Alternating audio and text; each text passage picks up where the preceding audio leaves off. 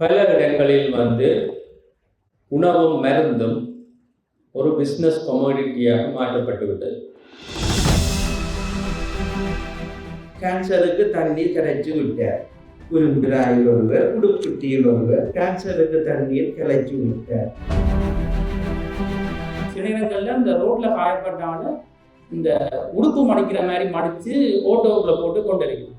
பிறகு ஆஸ்பத்திரியில் அவர் நாங்கள் விரிச்சு தான் எடுப்போம். எடுத்தால் அங்கே எல்லாம் மூட்டெல்லாம் கலந்து பிரச்சனையாக போயிடும்.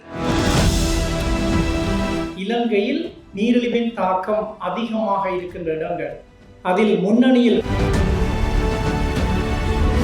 இப்போ எங்களுக்கு திடீரென்று இதில் வாங்கி நான் காய்ச்சி கொண்டு நான் நெஞ்சு குத்துறேன் டக்குன்னு கீழே வந்துட்டா நீங்கள் என்ன செய்வீங்க? இதயம், சிறுநீரகம், கண் போன்ற கதவு. இப்போ நாங்கள் ஒவ்வொரு வருடமும் அதை நாங்கள் ஸ்க்ரீன் பண்ணுவோம், பரிசோதனை செய்வோம். கர்ப்பப்பை புற்றுநோய்க்கு திருமூன்று ஊசி விட்டார். இந்த அப்பாவுக்கு 51ஆம் வயதில் ஹார்ட் அட்டாக் இருந்தது. இந்த அம்மாவுக்கு டயபிட்டிஸ். எனக்கு தெரிஞ்ச கணக்கு உறவுகளுக்கு டயபிட்டிஸ். ஆனால் அதை பற்றி அது ஒரு வருத்தம் மட்டும் நாங்கள் அதை பார்க்கலாம். உடம்பு உறுதின் உயிர் உறுதி என்ற முன்னோர் நெறியில் ஆரோக்கியமான வாழ்வை நோக்கி இவ்வரங்கு தொடங்குகின்றது. யாழ் போதனா வைத்தியசாலை, நீரிழிவு சிகிச்சை நிலையமும், யாழ் மருத்துவ பீட சமுதாய மற்றும் குடும்ப நல மருத்துவத்துறையும் இணைந்து நடாத்தும் ஆரோக்கியமான வாழ்வை நோக்கி என்ற விழிப்புணர்வு நிகழ்வுக்கு அன்புடன் அனைவரையும் வரவேற்று நிற்கின்றோம். ஒளியால் தொடங்கின் செயல் மங்களம் பெறும். மங்கள விளக்கேற்றலை தொடர்ந்து அகவணக்கத்துடன் அரங்கை தொடங்குகின்றோம்.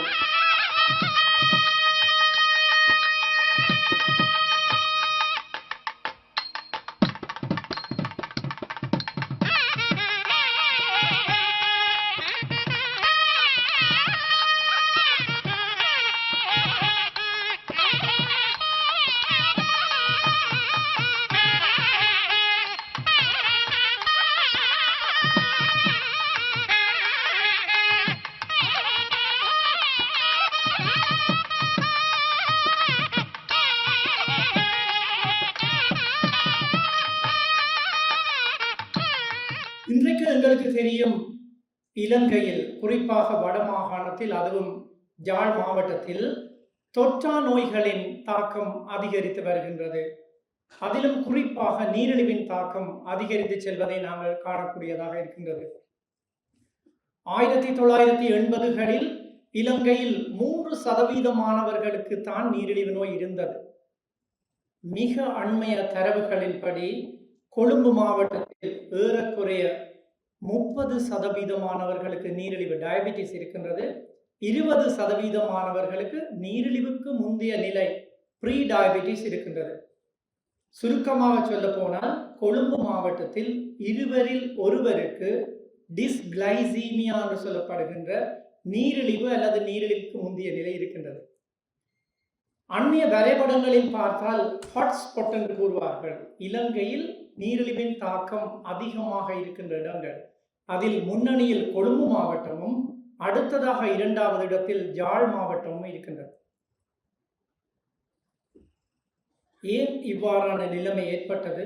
அதற்கு முக்கியமான காரணம் எங்களுடைய வாழ்க்கை நடைமுறைகளில் ஏற்பட்ட மாற்றங்கள், தவறான உணவு பழக்க வழக்கங்கள், அப்பியாசமற்ற வாழ்க்கை முறை, மன அழுத்தம், போருக்கு பிந்திய நிலைமை, இவை எல்லாம் இணைந்து இவ்வாறான பிரச்சனைக்கு நாங்கள் ஆளாகி கொண்டிருக்கின்றோம்.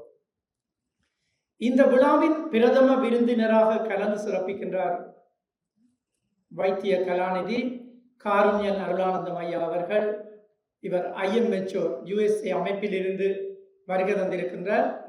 இவர் ஒரு குழந்தை நல மருத்துவ நிபுணர், அதிலும் அகஞ்சுரக்கும் தொகுதியியல் பீடியாட்ரிக் எண்டோக்ரைனாலஜிஸ்ட். இன்றைக்கு யாழ் போதனா வைத்தியசாலையில் 120க்கும் மேற்பட்ட மருத்துவ நிபுணர்கள் இருக்கின்றார்கள். ஆனால் நாங்கள் கற்றுக்கொண்டிருந்த காலத்தில் விரல் விட்டு எண்ணக்கூடிய மருத்துவ நிபுணர்கள் இருக்கிறார்கள். யாழ் போதனா வைத்தியசாலை நீரிழிவு சிகிச்சை நிலையமும் யாழ் மருத்துவ பீட சமுதாய மற்றும் குடும்ப நல மருத்துவத்துறையும் இணைந்து நடாத்துகின்ற தமிழர் மரபின் மரியாதையுடன் பேராசிரியர் ஆர் சுரேந்திரகுமரன் பீடாதிபதி யாழ் மருத்துவ பீடம் அவர்களை மேடைக்கு அழைக்கின்றோம். எங்களுடைய பழங்காலத்திலிருந்து நோய் வராமல் பாதுகாத்தல் என்றது ஒரு முக்கியமான விடயம். இதை பல பெறமுன் காப்பல் அல்லது நோயற்ற வாழ்வை குறையற்ற செல்வம் எல்லாம் எங்களுடைய மூதாதையர்கள் பல விஷயங்கள். ஆனால் துரதிர்ஷ்டவசமாக உலகளாவிய இந்த முக்கியமாக உலகளாவிய வியாபாரம் மயமாக்கலின் காரணமாக குளோபலைசேஷன் அண்ட் குளோபல் பிஸ்னஸ் பெருகியா பல இடங்களில் உணவும் மருந்தும் ஒரு பிஸ்னஸ் கமோடிட்டியாக மாற்றப்பட்டு விட்டது. ஆனபடியால் நாங்கள் பல உணவு வகைகளை எந்த நாடு, எந்த இடம், எந்த சூழல், எந்த காலநிலை என்று பாராமல் எங்களுடைய உணவு வகைகளையும் உணவுகளையும் வாழ்க்கை முறைமைகளையும் மாற்றி அமைக்கின்ற ஒரு நிலைமை எங்களிடம் எல்லா உலகத்திலும் ஏற்படுத்தப்பட்டுவிட்டது. இன்றைக்கு உலகத்தில் என்ன சாப்பாடும் கிடையாது. இப்போ யாழ்ப்பாணத்திலையும் KFC இருக்குது, நியூயார்க்லேயும் KFC இருக்குது. யாழ்ப்பாணத்திலையும் இடியப்பம் விட்டு சாப்பிடலாம், நியூயார்க்லேயும் இடியப்பம் விட்டு சாப்பிடலாம். ஆனால் எங்களுடைய அந்த சாப்பாட்டு முறைமைகள் என்றது எங்களுடைய சூழல், வெப்பம் மற்றும் அகப்புற சூழலை பொறுத்து நாங்கள் சரி செய்ய வேண்டும். அதுக்கு ஏற்ற வாழ்க்கை முறையும் எங்களிடம் இருக்க வேண்டும்.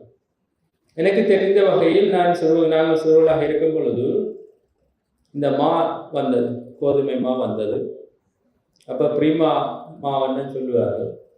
ப்ரீமா கம்பெனி இங்கே கம்பெனி போடைக்க எங்களோட அரசாங்கத்துக்கு சொன்னது. இப்போ திங்கமலைக்கு போனால் ஒரு பெரிய ஒரு பில்டிங், அந்த காலத்தில் 70களில் இருந்த பெரிய பில்டிங்குன்னா அந்த ப்ரீமா கம்பெனி போடைக்கு அமெரிக்காவில் சொன்னது என்னென்னா, நாங்கள் கோதுமை அரிசியை கொண்டு வருவோம், எங்களுக்கு நாங்கள் ஃப்ரீயாக போடுவோம் ஃபேக்ட்ரி, கோதுமையும் கொண்டு வருவோம், அதே இதில் இருக்கிற தவிட்டை நாங்கள் எடுத்துக்கொண்டு போவோம், மிச்சம் அரிசியை உங்களுக்கு தருவோம். இப்போ இந்த 70% தீட்டப்பட்ட கோதுமை மா என்றது சில பல இப்போ இந்தியா போனால் கூட சொல்லுவார் சிலோன் மான்னு சொல்லுவார், சிலோன் பான் என்று சொல்லுவார். ஏனென்று சொன்னால் இங்கே இருந்து அந்த அதிகம் தீட்டப்பட்ட எங்களுடைய வகை பான், இந்த பரோட்டாலேயும் இருக்குது. சிலோன் பரோட்டான்னு இந்தியாவுக்கு போனால் இப்போ தென்னிந்தியாவில் சொல்லுவேன். இப்போ நாங்கள் இந்த மாவை ஆரம்பிக்க தொடங்கினது கொஞ்சம் கொஞ்சமாக எங்கள் வீடுகளில் சிவத்த புட்டு தான் நாங்கள் பார்த்துருக்கோம். அப்போ வெள்ளைப்புட்டு சமைத்து வைத்தால் அதை சாப்பிடுவதற்கு நிறைய போட்டி இருக்கு. பிறகு என்னுடைய குடும்பத்தில் என்னுடைய பேரனார் கூட மலேசியாவில் இருந்தது, அவருக்கும் நீரிழிவு இருந்தது. அப்போ எங்களுடைய குடும்பத்தில் அந்த ஆட்டாமா எடுத்து பிட்டு இடியப்பம் செய்கிற ஒரு பழக்கம் இருந்தது. இப்போ இந்த கோதுமை மா ஒரு குறைந்த விலையில் எல்லா மக்களையும் சென்றடையக்கூடிய வகையில் அந்த கமோடிட்டி மக்கள் மத்தியில் உருவாக்கப்பட்டது. அதே மாதிரி பல பொருட்கள், எங்களுடைய சோடா வகைகள், அதுக்கு பிறகு மாஜரின் வந்தது, பிறகு பட்டர் வந்தது. இப்படி எல்லாம் வேற கொஞ்ச காலத்தில் ரோல்ஸ் பேட்டிஸ் எல்லாம் வந்தது. பிறகு சொல்லிச்சுன்னா ஆய்வுகள் தேங்காய் எண்ணெய் உடம்புக்கு கூடாது, நாங்கள் மிரக்கரி எண்ணெயை பாவிக்க வேணும், சூரியாந்தி எண்ணெயை பாவிக்க வேணும், பாம் ஆயில். எங்களை எல்லாருக்கும் அது தெரியாது. இவன் எங்களுடைய வைத்தியர்களே எல்லா நோயாளர்களுக்கும் சொல்லிவிடும். எங்களுடைய மருத்துவ உலகில் நிறைய அறிவீனங்கள், பிழையான வழிகாட்டுகள். இன்றைக்கு நாங்கள் தேங்காய் நல்லதுன்னு கடைசியாக கண்டுபிடிச்சிருக்கோம். இப்போ இன்டர்மீடியன்ட் ஃபாஸ்டிங் நல்லதுன்னு கண்டுபிடிச்சிருக்கோம். எங்களோட வாழ்க்கை முறைமையில் விரதம் இருக்கிறது இல்லை இருக்குது. விரதம் இருக்க வழிகிட்டாலும் சொல்லுவேன், நம்ம வீட்டில் 8 மணிக்கு மேல் சாப்பிடணும், அடுத்த நாள் சாப்பிட்றோன்னா 12 மணிக்கு பிறகு தான் சாப்பிடணும். Exactly that is what we people are talking about intermittent fasting. So எங்களுடைய வாழ்க்கை முறையில் நிறைய விஷயங்கள் இருந்திருக்கின்றது. நல்ல முறைகள் அனுபவ ரீதியாக உருவாக்கப்பட்டிருக்கின்றது. அதை நாங்கள் என்னென்னா விஞ்ஞான ரீதியாக சரியாக கொண்டு வரவில்லை. அதுக்கு தான் நாங்கள் என்னுடைய முக்கியமான பணிகள் மற்றது இப்போ என்னுடைய துறை சார்ந்தவர்களும் நாங்கள் 2 வருஷத்துக்கு முதல் இங்கே சென்டர் ஃபார் டிஜிட்டல் எபிடெமியாலஜின்னு தொடங்கினாங்கள். எங்களுடைய மக்களுடைய வாழ்க்கை, அவருடைய பிரச்சனை, அவருக்கு என்ன மாதிரி நோய்கள் வருகிறது, எப்படி அதற்கு சரியான உணவு வகைகள், உடற்பயிற்சிகள் இதை உதவி செய்கின்றன என்றதை பற்றியான ஆய்வுகளை கொண்டு வர வேண்டியதுதான் இந்த பல்கலைக்கழகங்களின் முக்கியத்துவம். பல்கலைக்கழகம் ஆட்களை உள்ள எடுத்து ட்ரெயின் பண்ணி போட்டு வெளியில் விடுறது விஷயம். பல்கலைக்கழகம் ஆய்வு அந்த மக்களுக்குரிய பிரச்சனைகளை எடுத்து ஆய்வுக்கு உட்படுத்தி அதுக்குரிய சரியான கொண்டு அந்த தீவினால் வார நுழைச்சை எல்லாருக்கும் கொடுக்கறது பல்கலைக்கழகத்தின் நோக்கம். யாழ்ப்பாண பொதுநா வைத்தியசாலையில் 12 வைத்திய நிபுணர்கள் இருந்த காலத்தில் நாங்கள் கல்வி கேட்ட நாங்கள் இன்றைக்கு 120க்கும் மேற்பட்ட நிபுணர்களை கொண்டிருக்கிற வைத்தியசாலை. எனவே நாங்கள் இந்த சந்தர்ப்பத்தில் இந்த புதிய டெக்னாலஜியை வச்சுக்கொண்டு எங்களுடைய வாழ்க்கை முறையை ஆரோக்கியமாக கொண்டு வரக்கூடிய வழிவகைகளை ஏற்படுத்தி எல்லாருக்கும் அதை ஊட்டுவதன் ஊடாக நாங்கள் ஒரு வளமான சந்ததியை ஏற்படுத்த வேண்டும். அடுத்த சிறப்பு விருந்தினரை நிகழ்த்த வைத்திய கலாநிதி ஏகேதீஸ்வரன், பிரதி மாகாண சுகாதார சேவைகள் பணிப்பாளர் வட மாகாணம் அவர்களை மேடைக்கு வரவேற்கின்றோம். எங்களுடைய மருத்துவத்துறை வரலாற்றை எடுத்து பார்த்தால் ஒரு காலத்திலே தொற்று நோய்களின் ஆதிக்கம் தாக்கம் எங்களுடைய நாட்டிலே மிக அதிகமாக இருந்தது. மலேரியா போன்ற நோய்கள், பல தொற்று நோய்களின் ஆதிக்கம் பெறங்களும் அதிகமாக இருந்தது. ஆனால் எமது நாட்டின் சுகாதாரத்துறையின் மருத்துவத்துறையின் வளர்ச்சியினால் அந்த தொற்று நோய்கள் பெரும்பாலானவை பூரணமான ஒரு கட்டுப்பாட்டிலே கொண்டு வரப்பட்டிருக்கின்றன. ஆனால் தற்போது தொற்றா நோய்களின் பரவலும் ஆதிக்கமும் எங்களுடைய நாட்டிலே மிக அதிகமாக காணப்படுகின்றது. குறிப்பாக இந்த நீரிழிவு நோய் டாக்டர் அரவிந்தன் அவர்கள் குறிப்பிட்டார். இது எங்களுடைய நாட்டுக்கு மட்டுமல்ல, உலகளாவிய ரீதியிலே இந்த தொற்றா நோய்களின் பரவல் அதிகரித்து செல்கின்றது. இதிலே அவர் குறிப்பிட்டது போல கொழும்பு மாவட்டத்திலே அண்மையிலே செய்த ஆய்விலே 30% மாணவர்கள் டயபெட்டிக் நீரிழிவு நோயினாலே பாதிக்கப்பட்டிருக்கின்றார்கள். அதே போல்தான் யாழ்ப்பாண மாவட்டத்திலும் நான் நினைக்கின்றேன் 20க்கும் 30% மேற்பட்டவர்கள் இந்த நோயினாலே பாதிக்கப்பட்டிருக்கின்றார்கள்.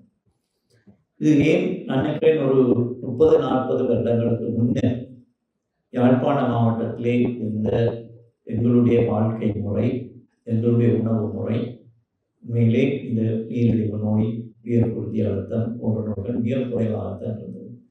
எங்களுடைய ஆதார வைத்தியசாலைகளை எடுத்து பார்த்தால் உண்மையாக அந்த காலத்தில் ஒரு 20 வருஷத்துக்கு முதல், 25 வருஷத்துக்கு 30 வருஷத்துக்கு முதல் ஒரு 50-100க்கு உட்பட்ட நோயாளர்கள் தான் இந்த மெடிக்கல் கிளினிக் இல்லை டயபெட்டிக் கிளினிக்கு வருவார்கள். ஆனால் இன்றைக்கு எங்களுடைய ஆதார வைத்தியசாலைகளை யாழ்ப்பாண மாவட்டத்திலே 500க்கு மேற்பட்ட நோயாளர்கள் மேலே இந்த மெடிக்கல் கிளினிக்கும் டயபெட்டிக் கிளினிக்கும் இன்றைக்கு வந்து வருகின்றார்கள். எங்களுடைய மக்கள் மத்தியிலே ஏற்பட்ட அந்த வாழ்க்கை முறையிலே, உணவு பழக்க வழக்கங்களிலே ஏற்பட்ட மாற்றங்கள் தான் பேராசிரியர் சுரேந்திரகுமார் அவர்கள், அதே போன்று டாக்டர் அரவிந்தன் அவர்களும் மிக தெளிவாக குறிப்பிட்டிருந்தார்கள். எங்களுக்கு இந்த நாட்டிலே இருக்கின்ற மருத்துவ துறைக்கு இருக்கின்ற மிகப்பெரிய சவால் என்னவென்றால், உண்மையிலே 35 வயதுக்கு மேலே இருக்கின்றவர்களுக்கு இந்த தொற்றா நோய்கள் ஏற்படக்கூடிய வாய்ப்பு இருக்கின்றது. அவர்களை நாங்கள் ஸ்கிரீன் பண்ண எத்தனையோ பேர், ஏராளமானவர்கள் தங்களுக்கு இந்த தொற்றா நோய்கள் இருப்பதை தெரியாமலே வாழ்ந்து கொண்டிருக்கின்றார்கள். அவர்களை ஒவ்வொரு வருடமும் நாங்கள் கிரமமாக ஸ்கிரீன் பண்ணி கொண்டிருக்க வேண்டும், பரிசோதனை செய்து கொண்டிருக்க வேண்டும். அதற்காக இலங்கையிலே எங்களுடைய சகல வைத்தியசாலைகளிலும் நாங்கள் ஹெல்த்தி லைஃப் ஸ்டைல் கிளினிக் என்று ஒரு கிளினிக் ஆரம்பித்திருக்கிறோம். அதாவது ஆரோக்கிய சிகிச்சை நிலையம் என்று. அதிலே 35 வயதுக்கு மேற்பட்ட அனைவரும் வந்து தங்களை பரிசோதித்துக் கொள்ளலாம். அடுத்தது வந்து இந்த நீரிழிவு நோயினாலே உண்மையிலே எங்களுடைய உடலிலே பல உறுப்புகள் பாதிக்கப்படும். இருதயம், சிறுநீரகம், கண் போன்ற பல உறுப்புகள். இப்போ நாங்கள் ஒவ்வொரு வருடமும் அதை நாங்கள் ஸ்க்ரீன் பண்ணுவோம், பரிசோதனை செய்ய வேண்டும். இப்போ எங்களுடைய யாழ்ப்பாணம் அந்த நீரிழிவு அந்த சிகிச்சை நிலையத்திலே அதை மேற்கொள்கிறார்கள். அதை செய்கின்ற பழக்கமும் எங்கள் மத்தியிலே மக்கள் மத்தியிலே குறைவு. எனவே எங்களுடைய நாட்டை பொறுத்தமட்டில் இப்போது தேவைப்படுகிறது இதை பற்றிய விழிப்புணர்வு, மக்களுக்கு இதை பற்றிய விழிப்புணர்வு. அதற்காகத்தான் மேலே இந்த நிகழ்வு ஏற்பாடு செய்யப்பட்டிருக்கின்றது. சிறப்புரையை வழங்க பேராசிரியர் எஸ். குமரன், குடும்பநல வைத்திய நிபுணர், யாழ் மருத்துவ பீடம் அவர்களை அன்புடன் அழைக்கின்றோம்.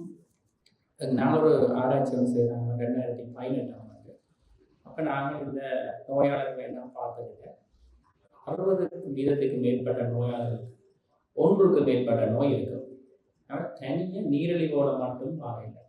நீரிழிவு இருந்தால் ப்ரெஷர் இருக்கும், அல்லது கொலஸ்ட்ரால் இருக்கும், அல்லது கிட்னி வருத்தம் இருக்கும், அல்லது ஹார்ட்டில் வருத்தம் இருக்கும், இல்லை உளவியல் பாதிப்பு இருக்கும், அல்லது கால் கை மூட்டுடை வந்து பல நோய் நிலைமைகளோடு தான் அவர் பெறுகிறார். அந்த அவையை நாங்கள் எங்கள் வைத்தியசாலையில் பராமரிக்கிறது ஒரு மிகுந்த சவாலான ஒரு செயற்பாடு.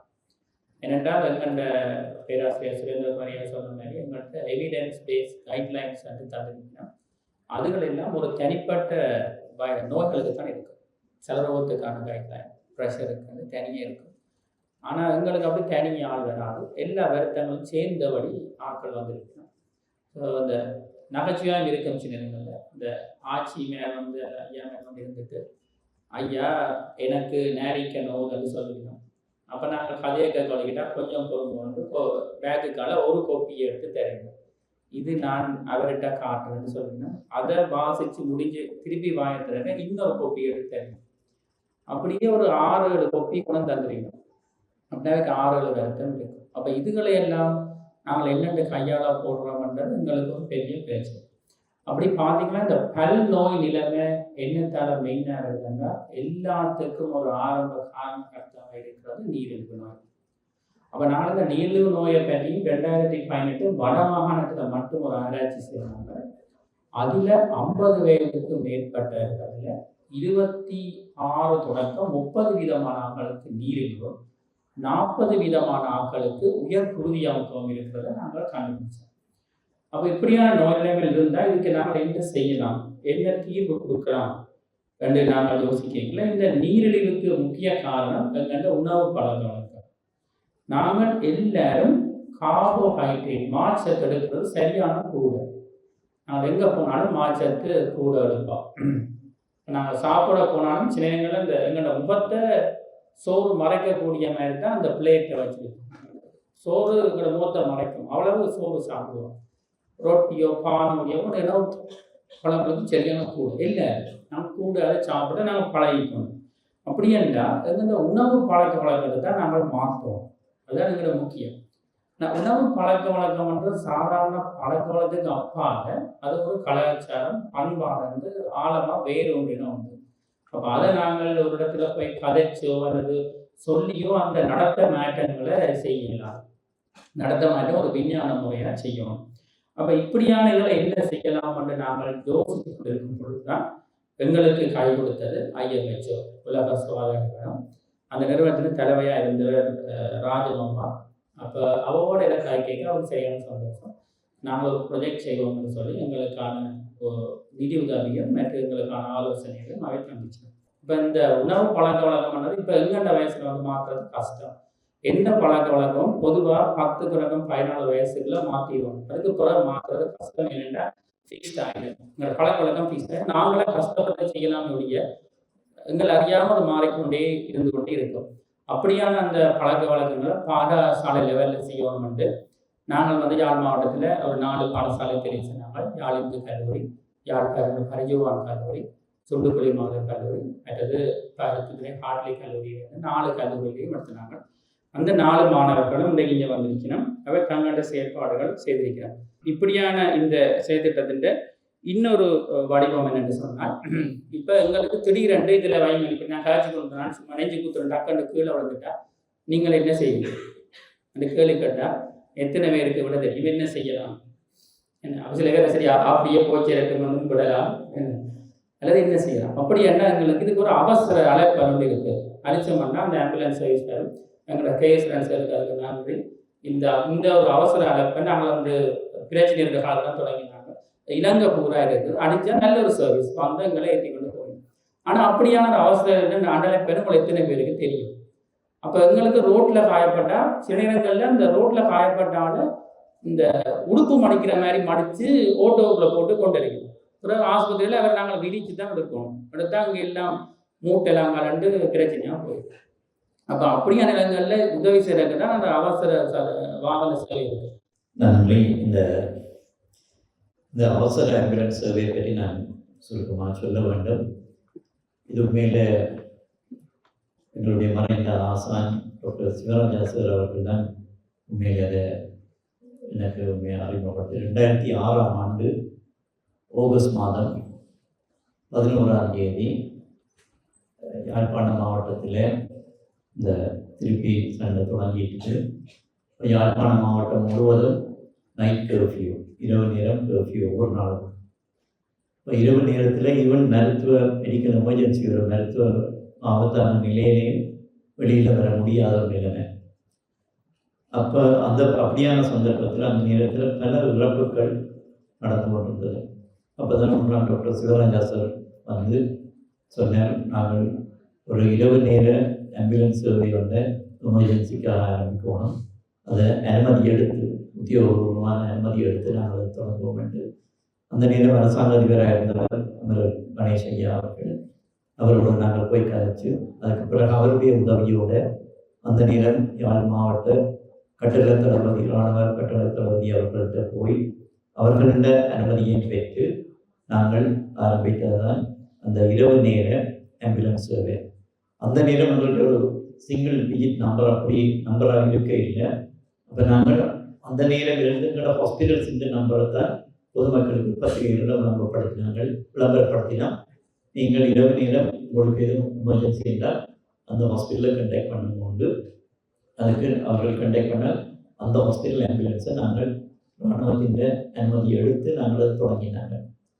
அதுக்கு பிறகு எங்களுக்கு ஒரு இஎம்டி என்ற ஒரு இன்டர்நேஷ்னல் ஆர்கனைசேஷன் ஒன்று வந்து எங்களுக்கு உதவி செய்தது. அதை ஒரு 24 மணி நேர எமர்ஜென்சி ஆம்புலன்ஸ் சர்வீஸாகவும் அதில் பணியாற்ற எங்களுடைய சாரதிகள் அனைவருக்கு ஒரு பயிற்சி வழங்கி எமர்ஜென்சி ஆம்புலன்ஸ் சர்வீஸ் 110 என்ற நம்பரோடு நாங்கள் நினைக்கிறேன் 2007ஆம் ஆண்டு நாங்கள் அதை ஆரம்பித்தாங்க. அது வந்து ஒரு 24 மணி நேர அவசர ஆம்புலன்ஸ் சேவையாக இருந்தது. அதுக்கு பிறகு வந்து நாங்கள் அது யாழ்ப்பாணம் மாவட்டத்தில் மட்டும்தான் இருந்தது. பின்னர் அதே ஆம்புலன்ஸ் சேவையை வந்து வடமாகாணம் முழுவதுக்கும் நாங்கள் அவசர ஆம்புலன்ஸ் சேவையாக ஆரம்பித்தார்கள். இதுதான் இலங்கையிலேயே முதலாக ஆரம்பிக்கப்பட்ட ஒரு அவசர ஆம்புலன்ஸ் சேவை. அதுக்கு பின்னர் இப்போது மேலே இந்த 1990 இலங்கை முழுவதும் சுவசரிய என்ற ஒரு ஆம்புலன்ஸ் சேவை இந்திய அரசாங்கத்தின் உதவியோடு இப்போது ஆரம்பிக்கப்பட்டிருக்கின்றது. இது வந்து இலங்கை முழுவதும் நீங்கள் 1990 1990 என்ற இலக்கத்தை நீங்கள் நடத்தினால் அதில் கோல் சென்டர் வந்து கொழும்பில் தான் இருக்குது.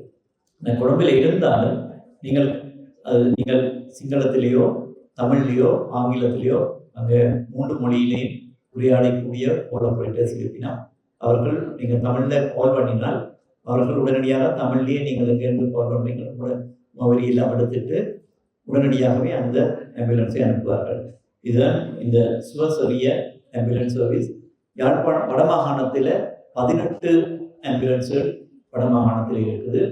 யாழ்ப்பாணம் மாவட்டத்தில் 2 ஆம்புலன்ஸஸ் இருக்குது. அப்போ நீங்கள் கால் பண்ணினால் உங்களுக்கு ஒரு 10 நிமிடத்துக்கு இல்லை உடனடியாக அந்த ஆம்புலன்ஸ் உங்களை வந்து உங்களை உதவி செய்யணும். 1990 இரண்டாவதாக இதில் அறிமுகப்படுத்துகின்ற இந்த நேயம் என்று சொல்லப்படுகின்றது.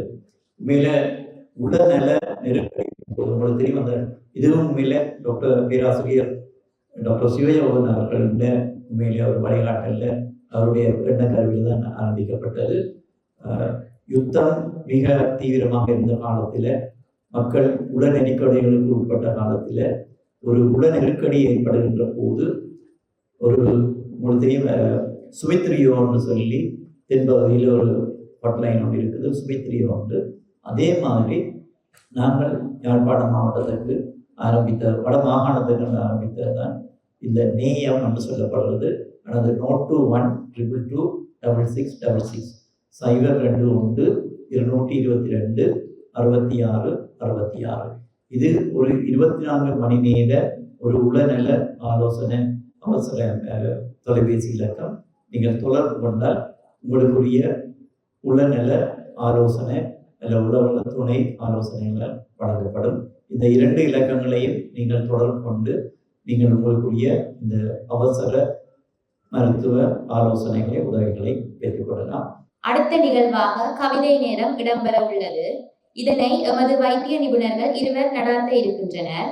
அரங்கை தமது கவிகளால் நிரப்பிட முதலாவதாக வைத்திய கலாநிதி கந்தையா குருபரன், மகப்பேறியல் மற்றும் பெண்ணோயியல் வைத்திய நிபுணர் யாழ் போதனா வைத்தியசாலை அவர்களை அன்புடன் அழைக்கின்றோம்.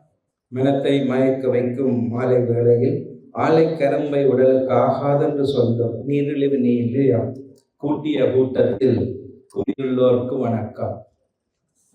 நீரிழிவு நிலையம் கூட்டிய நிகழ்வில் கூடியுள்ளோருக்கு வணக்கம். ஆரோக்கிய வாழ்வை நோக்கி அடியெடுத்து வைப்போம். அரவிந்தன் சொன்ன தலைப்பது ஆரோக்கிய வாழ்வை நோக்கி அடியெடுத்து வைப்போம். அரவிந்தனின் தலைப்பது ஏன் இது தேவையா? இப்போது தேவையா இந்த திருவிழா? வெளியில் பார்த்த உணவு கடையும் எல்லாம் இருக்குது. இந்த திருவிழா கோயில் திருவிழாவின் கடைசி நாள் போல் முன்னாலும் கூட்டம், இங்கேயும் கூட்டம். தேவையா இந்த திருவிழா? காலத்தின் தேவையா? கடை போட்டு சொன்னால்தான் ஏறுது செவியில் எல்லாம் நமக்கு. காலத்தின் கோலத்தால் கடை போட்டு சொன்னால்தான் ஏறுது செவியில் எல்லாம் நமக்கு. ஆதலினால் அவ்வழியே நாமும் நடத்துவோம் இந்த நாடகத்தை. ஆரோக்கியம் பற்றி என்று யார் கதைக்கவில்லை. ஆரோக்கியம் பற்றி என்று யார் கதைக்கவில்லை. ஒரு கைபேசி இருந்தால் காணும். குமரனும் காட்டிட்டார். ஒரு கைபேசி இருந்தால் காணும். ஒரு நிமிடத்தில் ஒரு படமே உருவாக்கலாம். எவரினதும் வாய் பேசும் வாயில் வந்தபடி அந்த நோய் என்று எல்லார் வாயிலும் எல்லா போனிலும். வந்த நோயை விட நமக்கு இந்த நோய் பெரிசு. யூடியூப்பில் கண்டபடி கதைக்கும் நோய் அறிவுரைகள் கொண்ட இந்த நோய் நம்முடைய பெரிசு. இந்த பொய்பேசி திருவிழா நோயை எதிர்த்து நான் கதைக்க வந்தேன். இந்த பொய் பேசி திருவிழா நோயை எதிர்த்து நான் கதைக்க வந்தேன். மனசெல்லாம் மகிழ்ச்சி. ஆரோக்கிய மனசே அனைத்துக்கும் ஆதாரம். இல்லாட்டின் அது பெரும் சேதாரம். ஆரோக்கிய மனசே அனைத்துக்கும் ஆதாரம். அது இல்லாவிடில் பெரும் சேதாரம். விளக்கமில்லா பேச்சை விளம்பிடும் இவரின் யூடியூப் வீடியோஸால் ஆரோக்கியம் கெட்டவர் எத்தனை பேர்? உரும்பிராயில் ஒருவர், உங்களுக்கு தெரியும். உரும்பிராயில் ஒருவர், உடுப்பிட்டியில் ஒருவர் கேன்சருக்கு தண்ணீர் கரைச்சி விட்டார். உரும்பிராயில் ஒருவர், உடுப்பிட்டியில் ஒருவர் கேன்சருக்கு தண்ணீர் கரைச்சி விட்டார். எனக்கு வந்தது கர்ப்பப்பை புற்றுநோய்க்கு திருநூறு பூசி விட்டார். கர்ப்பப்பை புற்றுநோய்க்கு திருநூறு பூசி விட்டார். முத்தி வந்த முடிந்த ஓட்டு. முத்தி வந்த நோய் முற்றி வந்த முத்தி வரையில் எவைக்கு நோய் முற்றி வந்த முடிந்த ஓட்டு. இப்படி கட்டியை கேன்சரை எல்லாவற்றையும் பற்றி கதைக்கும் இவரின் கல்வி தகமை பாராமல் எத்தனை பேர் பார்ப்பார் என்று. ஆதலால் என் அறிவுரை, நல்ல தளங்களை நாடும். ஆரோக்கிய வாழ்வை நோக்கி செல்ல நல்ல தளங்களை நாடும். கொல்லா தளங்களை புறந்தள்ள. அதுவே ஆரோக்கியத்தின் அடிப்படை. எண்ணங்களும் நேரங்களும் மனசார இணையும் பொழுதுகளில் எழுத்துக்கள் ஜனித்து சொருகின்றன கவிதைகளை. கொஞ்ச காலமாய் காலம் என் கட்டுக்குள் இல்லை. ஆக இது கவிதையும் இல்லை. எண்ணங்களும் நேரங்களும் மனசார இணையும் பொழுதுகளில் எழுத்துக்கள் ஜனித்து சொருகின்றன கவிதைகளை. கொஞ்ச காலமாய் காலம் என் கட்டுக்குள் இல்லை. ஆக கவிதையும் இல்லை. இது எனக்கும் உங்களுக்குமான தீர்க்கப்படாத கணக்கின் வழக்கு. நான் காலத்தின் கடைசி பக்கத்தில் நின்று காற்றில் அல்லலுறும் சிறு காகிதம். கடந்த காலத்தை நினைத்து எங்கும் சாமானியன் நான் உங்களில் ஒருவர். என் பயணத்தை சொல்ல போகின்றேன். நான் கலைத்து விட்டேன். இந்த பயணத்தின் காலாவதி திகதிகள் இன்றா நாளையா என்ற இயக்கங்களின் தூக்கத்தை கெடுக்க தேங்கி நிற்கின்றேன் நெடுங்காலம் நகராமல். நான் கலைத்து விட்டேன். இந்த பயணத்தின் காலாவதி திகதிகள் இன்றா நாளையா என்ற இயக்கங்களின் தூக்கத்தை கெடுக்க தேங்கி நிற்கின்றேன் நெடுங்காலம் நகராமல். பயணிப்பது எப்படி? நான் பயணிப்பது எப்படி? என் முன்னே நீண்டிருக்கும் பாதைகளின் கூந்தலூசி வளைவுகள், வனாந்தர தனிமைகள், எங்குருக்கும் தட்பம், எரிக்கின்ற வெப்பம், பாதங்களை இறுக பற்றிய பயம், பயணிப்பது எப்படி? இவையெல்லாம் தாண்டி நின்றால் நகர், நகர்ந்தால் நில், இருந்தால் எழு, எழுந்தால் இரு. நின்றால் நகர் என்றும், நகர்ந்தால் நில் என்றும், இருந்தால் எழு என்றும், எழுந்தால் இரு என்றும் அமானுஷ்யவாதங்கள் மனசை தெளிவற்று குழப்ப, நின்று கொண்டே நடுவென்று தாய்ச்சி சொல்ல, குதியுயர்த்து குருதியோடும் புது விதியொன்று சோலியஸ் புஷ் துள்ள, பால் கலக்காது பணம் கலக்கும், பால் கலக்கா ஆர்கானிக் தேநீர் தான் உடலுக்கு நல்லதென்று நித்தமும் நித்திலமாய் ஒரு குரல் சத்தியம் செய்ய, பால் கலக்காது ஆர்கானிக் தேநீர் தான் உடலுக்கு நல்லதென்று நித்தமும் நித்திலமாய் ஒரு குரல் சத்தியம் செய்ய, heart health mental health, heart health mental health ஹைலைட்டா இப்போது gut health, heart health mental health ஹைலைட்டா இப்போது கட் ஹெல்த். ஊறுபட்ட விளம்பரங்கள் ஒரு நிமிஷம் பார்த்தால் அடுத்த நிமிஷம் தொடர அழுத்து சப்ஸ்கிரைப் பட்டன். ஊறுபட்ட விளம்பரங்கள் ஒரு நிமிஷம் பார்த்தால் அடுத்த நிமிஷம் தொடர அடுத்து சப்ஸ்கிரைப் பட்டன். இத்தோடு முடியுமென்றால்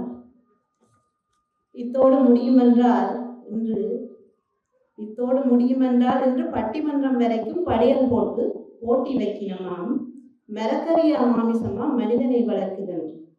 இத்தோடு முடியுமென்றால் இன்று பட்டிமன்றம் வரைக்கும் படையல் போட்டு போட்டி வைக்கணுமாம், மரக்கரியா மாமிசமா மனிதனை வளர்க்கும் என்று குழம்பி போய் நிற்கின்றேன் குமரா, குழம்பி போய் நிற்கின்றேன் நெல்லை குமரா, நம்பிக்கை தருவாயோ என் தூரம் கடக்கும் காலம் வரைக்கும் என் கூட வருவாயா.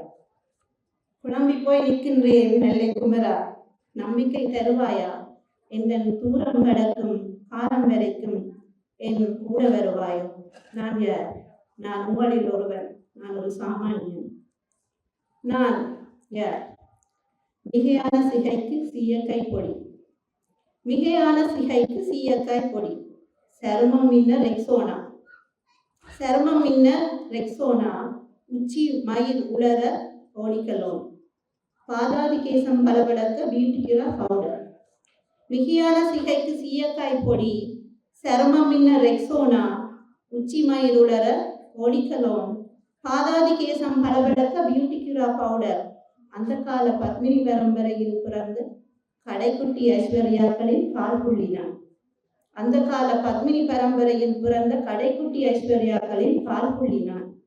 3 நேரம் சாப்பாடு முழுசாய் கிடைத்ததில்லை எனக்கு. அப்போது 3 நேரம் சாப்பாடு முழுசாய் கிடைத்ததில்லை. உங்களுக்கும் தான். நீங்களும் என்னை போல சாமானியர்கள் தானே. 3 நேரம் சாப்பாடு அப்போதெல்லாம் முழுசாய் கிடைத்ததில்லை. கிழக்கில் சூரியன் மூச்சு விட முன்னம் ஈசானி மூலையில் என் தாத்தாவின் தியானம் மரும்பு. கோத்தாவிற்கு இப்போதுதான் ஞானம் பிறந்திருக்கா, கோத்தாவிற்கு இப்போதுதான் ஞானம் பிறந்திருக்கா. எனக்கெல்லாம் 7 வயதிலேயே ஏகாந்தம் கிடைத்தது. நான் யார் என்ற தேடல் தொடங்கியது. காலமும் நேரமும் கைகூடும் பொழுதுகளில் புன்னகை தூவி அன்பை விதைத்தால் ஆனந்தம் மட்டுமே அறுவடையும். கற்பித்தால் வரலாம் அறிவு. எல்லாருக்கும் யாரும் கற்பித்தால் வரலாம் அறிவு, கற்றும் வரலாம் அறிவு. காற்றுக்கும் மழைக்கும் கலங்காமல் பாதை விலகாது பயணிக்க வழிகாட்டும் கடற்கரை போல் உயர்ந்து நின்றால் அடிதொட்டு அடுத்த தலைமுறை வரும் தானாக. இது கற்பித்து வருவதில்லை, வாழ்ந்து காண்பித்து வருவது. கற்பித்தால் வரலாம் அறிவு எவருக்கும். காற்றுக்கும் மழைக்கும் கலங்காமல் பாதை விலகாது பயணிக்க வழிகாட்டும் கலங்கரை போல் உயர்ந்து நின்றால் அடிதொட்டு அடுத்த தலைமுறை வரும் தானாக இது கற்பித்து வருவதில்லை, நீங்கள் வாழ்ந்து காட்டும் வாழ்வில் வருவது. எண்ணெய் கூடாதென்று நீங்கள் எண்ணெய் கூடாதென்று விண்ணதிர கத்திவிட்டு எண்ணெய் கூடாதென்று விண்ணதிர கத்திவிட்டு திண்ணையில் உட்கார்ந்து கொண்டார். எண்ணெய் கூடாதென்று விண்ணதிர கத்திவிட்டு திண்ணையில் உட்கார்ந்து கொண்டார். வீட்டு திண்ணையில் அல்ல, பலாரி ரோட்டு திண்ணை. சட்டம் இயற்றி வீதியெல்லாம் நீட்டு நீட்டாய் வெள்ளை கரு மஞ்சள் கோடு கீறி, சட்டம் இயற்றி வீதியெல்லாம் நீட்டு நீட்டாய் கோடு கீறி வக்கணையாய் சோதனையில் 100 அடுத்து டிரைவர் எனும் பெயர் பெற்று நடுரோட்டில் நசுங்கி சாவதெல்லாம் யாரின் பிழை என்பேன். என் கவியில் சிறு துளி உங்கள் இதயத்தை இலக்கி இருந்தால் இது கவிதான். முடிக்கின்றேன். வணக்கம். வைத்திய கலாநிதி காருண்யன் அருளானந்தன், அனைத்துலக மருத்துவ நல அமைப்பு IMHO USA அவர்களை மேடைக்கு அன்புடன் அழைக்கின்றோம். நான் கலிபோர்னியாவில் வாழ்ந்தாலும் இன்று பிறந்து வளர்ந்த யாழ்ப்பாணத்திலே ஊருடன் உரையாடும் சம்பத்தை அளித்ததற்கு எனக்கு மிக மகிழ்ச்சி. உங்களுடைய சுகாதாரத்தையும் உடல் நலத்தையும் கருத்தி இந்த நிகழ்ச்சியை உருவாக்கிய தலைவர்கள் டாக்டர் அரவிந்தன், டாக்டர் குமரன் அவர்களுக்கும் என் நன்றி. நான் 1942ஆம் ஆண்டில் பிறந்தேன். அப்போ எனக்கு 84 வயசு. எந்த பள்ளிக்கூடத்தை படித்த என்ற ஒரு சிநேகிதரிங்க வந்திருக்கிறார் டாக்டர் திருநாவுக்கரசு. அவரும் நானும் ஒரே கிளாஸில் படிக்கிறாங்க. அவரும் நானும் இந்த வயசு தான் இருக்கிறார். எங்கிற காலத்தில் ஆக்களுக்கு டயபிட்டிஸ் வந்து எந்த அப்பாவுக்கு 51ஆம் வயதில் ஹார்ட் அட்டாக் வந்தது. என் அம்மாவுக்கு டயபிட்டிஸ், எனக்கு தெரிஞ்ச கணக்கு உறவினருக்கு டயபிட்டிஸ். ஆனால் அதை பற்றி அது ஒரு வருத்தம் மட்டும் நாங்கள் அதை பார்க்கறது. நாங்கள் we thought it was lifestyle, we thought part of living. அது வயது போவோம், அது வரும், அதே இருக்குமென்னு தான் நாங்கள் யோசிக்கிறாங்க. அந்த காலத்தில் இப்படிப்பட்ட மருந்து வியாதிகளை தடுக்கலாம் என்ற கொள்கை இருக்கிறது. We do not know that we can prevent these things. ஆனால் நாங்கள் அந்த காலத்தில் we accepted it. அதுதான் நார்மல், அது எங்களோட விதி.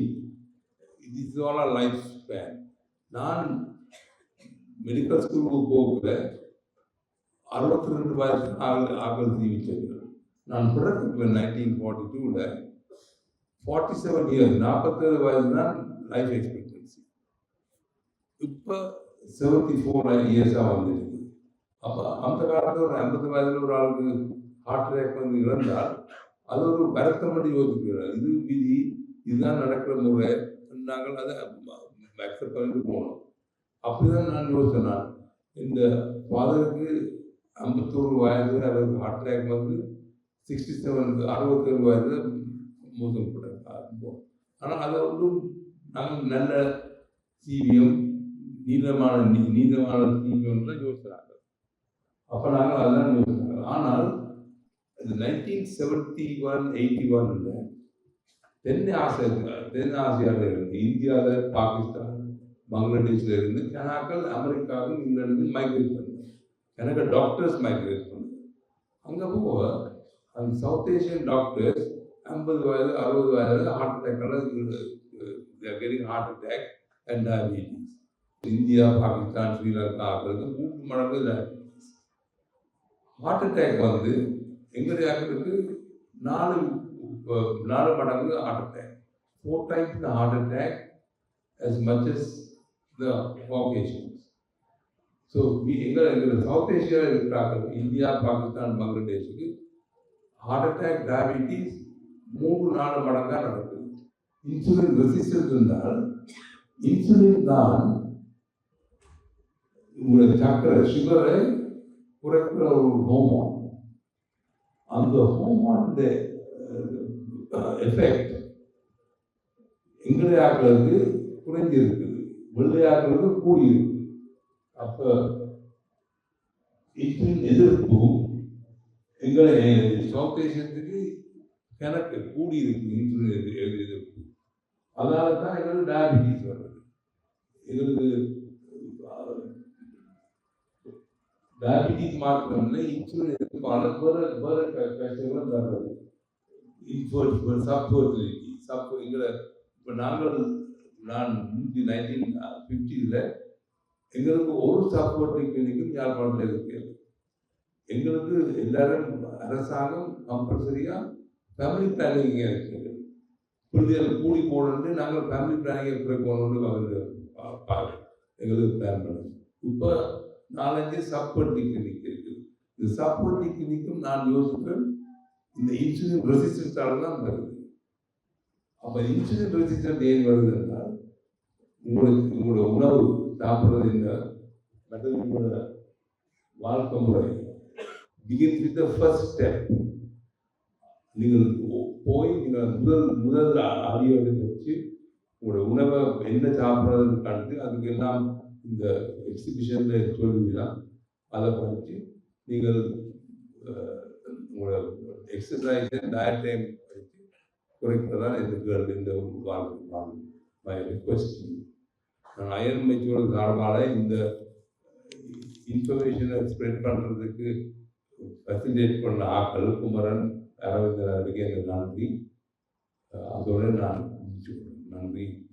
நீரிழிவு தடுப்பும் நீடூழி நலமும் குறித்த உயரிய வழிகாட்டலை இவ்வுரையில் வெளிப்படுத்திய பிரதம விருந்தினருக்கு நன்றிகள். எமது நீரிழிவு சிகிச்சை நிலையத்தில் கடந்த 15 வருடங்களுக்கு மேலாக தனது அளப்பரிய சேவையாற்றி ஓய்வு பெறும் பொறுப்பதிகாரி காதிய உத்தியோகத்தர் திரு சந்திரசேகரம் சுதாகரன் அவர்களின் கௌரவிப்பு நிகழ்வு அடுத்ததாக இடம்பெறும். இந்நிகழ்விற்காக முன்னாள் தாதிய பொறுப்பதிகாரி திரு சந்திரசேகரம் சுதாகரன் அவர்களை மேடைக்கு அன்புடன் அழைக்கின்றோம்.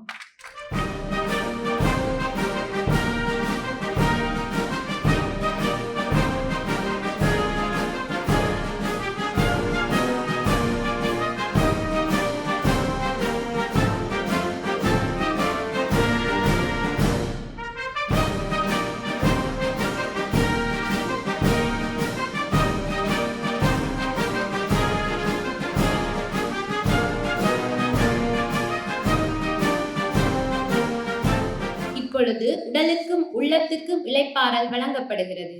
இங்கு உங்கள் சுவைக்கு விருந்தாக ஆரோக்கியமான உணவு பரிமாறப்படுகிறது. ஆரோக்கியமான வாழ்வை நோக்கி என்ற நமது பயணத்தின் முதல் படி ஆரோக்கியமான உணவு என்பதே.